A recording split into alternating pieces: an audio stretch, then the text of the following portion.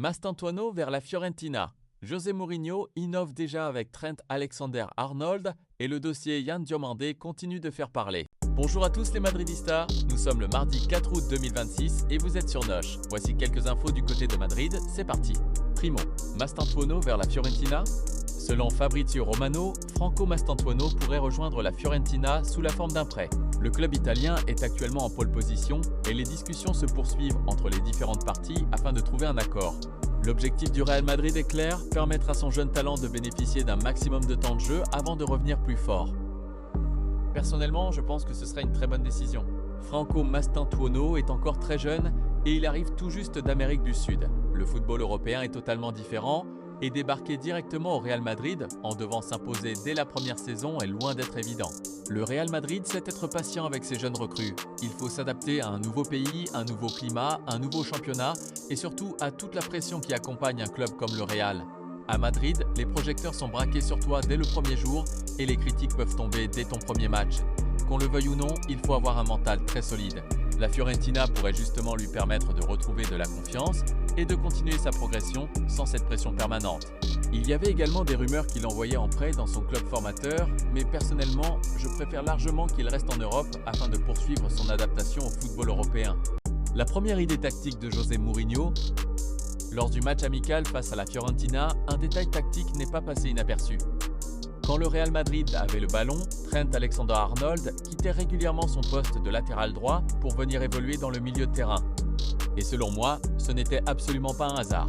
José Mourinho cherche visiblement à apporter davantage de densité et de qualité technique dans l'entrejeu lorsque son équipe est en possession. Trent possède une excellente vision du jeu, une qualité de passe exceptionnelle et il est capable de casser des lignes avec ses transmissions. Personnellement, j'ai beaucoup aimé cette idée. Sur un terrain, le danger doit pouvoir venir de partout.